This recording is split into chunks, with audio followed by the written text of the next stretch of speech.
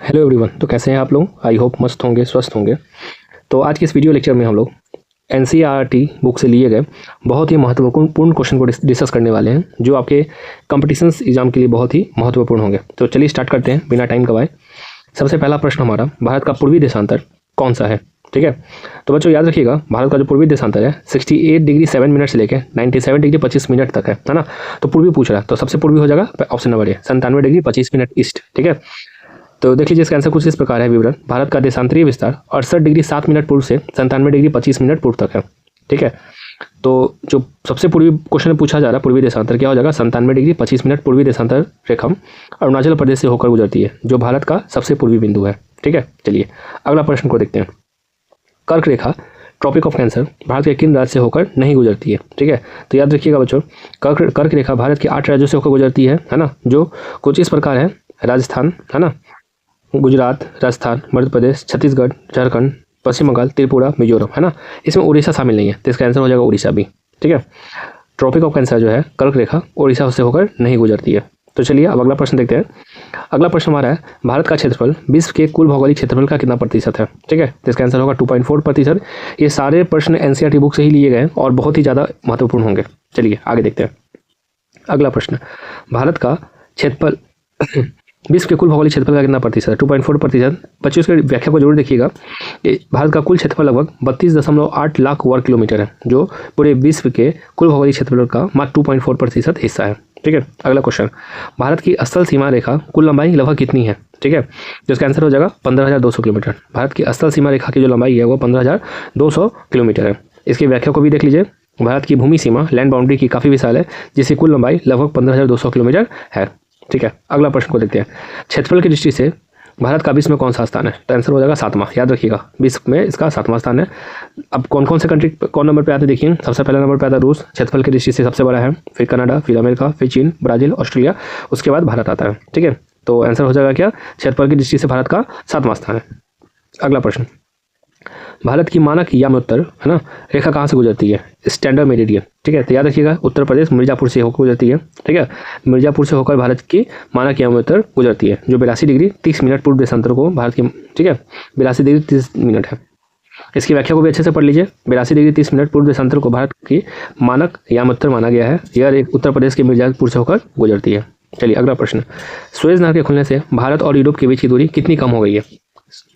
तो इसका सही आंसर हो जाएगा 7,000 किलोमीटर। ठीक है, सुएज नहर के खुलने से है ना, सुएज नहर 1869 में खोला गया था, तो 1869 में सुएज नहर के खुलने से भारत और यूरोप के बीच की समुद्री दूरी लगभग 7,000 किलोमीटर कम हो गई थी। ठीक है, समुद्री दूरी याद रखिएगा, स्थलीय दूरी नहीं, समुद्री दूरी। अगला प्रश्न, गुजरात से अरुणाचल प्रदेश के स्थानीय समय में कितने घंटे का अंतर होता है? तो 2 घंटे का। ठीक है, याद रखिएगा गुजरात में 2 घंटा लेट से सूर्यास्त होता है। ठीक है, अगला प्रश्न और एक बात और इंपॉर्टेंट है कि 1 डिग्री जो है 4 मिनट के बराबर अंतर होता है। ठीक है, और इसका जो डिग्री मतलब अरुणाचल प्रदेश से गुजरात का जो डिग्री का अंतर होता है 30 डिग्री का होता है, 120 मिनट, जो कि 1 डिग्री में 4 मिनट का अंतर देखने को मिलता है, तो 30 डिग्री है तो 20 मिनट यानी 2 घंटे का अंतर आता है। ठीक है, अगला प्रश्न, भारतीय भूभाग का वह दक्षिणतम बिंदु जो 2004 की सुनामी में जलमग्न हो गया था, इंदिरा पॉइंट। ठीक है, इसकी व्याख्या को अच्छे से पढ़िए। इंदिरा पॉइंट अंडमान और निकोबार द्वीप समूह में स्थित भारत का सबसे दक्षिणी बिंदु था, 2004 की सुनामी के दौरान समुद्र में समा गया। ठीक है, अगला प्रश्न, भारत का उत्तर दक्षिण विस्तार कितना है?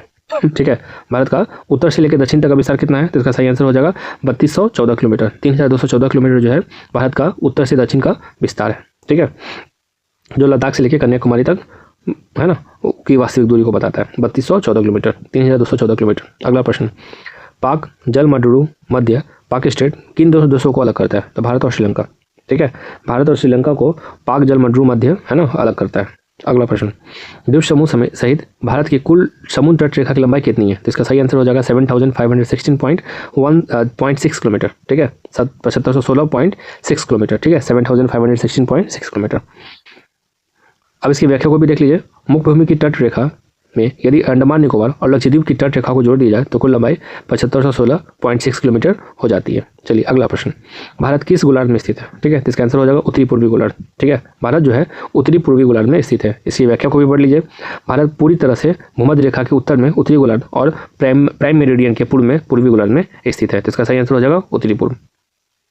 अगला प्रश्न, क्षेत्रफल के आधार पर भारत का सबसे बड़ा राज्य कौन सा है? तो आंसर हो जाएगा राजस्थान। ठीक है, क्षेत्रफल की दृष्टि से अगर बात करें तो सबसे बड़ा राज्य कौन हो जाता है? राजस्थान। अगला प्रश्न, उत्तराखंड उत्तर प्रदेश, बिहार, पश्चिम बंगाल और सिक्किम की सीमाएं किस देश को छूती है? तो इसका आंसर हो जाएगा नेपाल। ठीक है, नेपाल जो है तो भारत के 5 राज्यों से होकर मतलब 5 राज्य नेपाल को टच करते हैं। तो आंसर में हो जाएगा मतलब आंसर हो जाएगा नेपाल। ठीक है, याद रखिएगा नेपाल को भारत के कौन कौन से राज्य टच करते हैं? तो उत्तराखंड, उत्तर प्रदेश, बिहार, पश्चिम बंगाल और सिक्किम। ठीक है, चलिए अगला प्रश्न। क्षेत्रफल के आधार पर भारत का सबसे छोटा राज्य कौन सा है? तो आंसर हो जाएगा गोवा। ठीक है, सबसे छोटा हो जाएगा गोवा और सबसे बड़ा हो जाएगा राजस्थान। चलिए अगला प्रश्न। भारत की मुख्य भूमि का अक्षांशीय विस्तार क्या है? ठीक है, अक्षांशीय विस्तार, तो इसका आंसर हो जाएगा 8 डिग्री 4 मिनट से लेकर, है ना, 37 डिग्री 6 मिनट नॉर्थ तक। ठीक है, इसका आंसर सही आंसर हो जाएगा ऑप्शन नंबर ए। याद रखिएगा 8 डिग्री 4 मिनट से लेकर 37 डिग्री 6 मिनट तक नॉर्थ। ठीक है, अगला प्रश्न। भारत के पश्चिम में कौन सा सागर स्थित है? तो इसका सही आंसर हो जाएगा अरब सागर। ठीक है, भारत के पश्चिम में अरब सागर स्थित है, जहाँ लक्षद्वीप भी है। अगला प्रश्न। बंगाल की खाड़ी में कौन सा भारतीय द्वीप समूह स्थित है? ठीक है, तो बंगाल की खाड़ी में इसका सही आंसर हो जाएगा अंडमान और निकोबार द्वीप समूह। ठीक है, जो बंगाल की खाड़ी में स्थित है। अगला प्रश्न। भारत के दक्षिण में स्थित कौन सा द्वीप राष्ट्र हमारे पड़ोसी है? ठीक है, तो इसका आंसर हो जाएगा मालदीव भी है शायद, है ना, मालदीव भी, हाँ बिल्कुल, और श्रीलंका भी है। तो ऑप्शन नंबर सी ज़्यादा बेटर है। ठीक है, यही होगा। इसके आंसर कुछ इस प्रकार है, हाँ, श्रीलंका, मालदीव दोनों भारत के दक्षिण में स्थित समुद्री पड़ोसी द्वीप है, द्वीप राष्ट्र है। अगला प्रश्न। कर्क रेखा भारत के किन राज्यों से होकर गुजरती है? 8। तो इसका सही आंसर हो जाएगा 8। ठीक है, याद रखिएगा मित्र पर कमछा झार मित्र, है ना, मिजोरम, त्रिपुरा। ठीक है, याद रखिएगा पश्चिम बंगाल, राजस्थान, है ना, गमछा गुजरात, मध्य प्रदेश, छत्तीसगढ़, झारखंड। ठीक है, तो याद रखिए इसी 8 राज्यों से होकर कर्क रेखा गुजरती है। अगला प्रश्न। भारत का कुल क्षेत्रफल कितना है? तो इसका सही आंसर हो जाएगा कितना? 32.8 लाख वर्ग किलोमीटर। ठीक है, 32.8 लाख वर्ग किलोमीटर। अगला प्रश्न। भारत का पूर्व पश्चिम विस्तार कितना है? देखिए पूर्व पश्चिम विस्तार जो है 2913 किलोमीटर है। ठीक है, याद रखिएगा 2933 किलोमीटर। पूर्व से पश्चिम का विस्तार 2933 किलोमीटर है और उत्तर से दक्षिण का विस्तार कितना हो जाएगा? 3214। चलिए अगला प्रश्न को देखते हैं।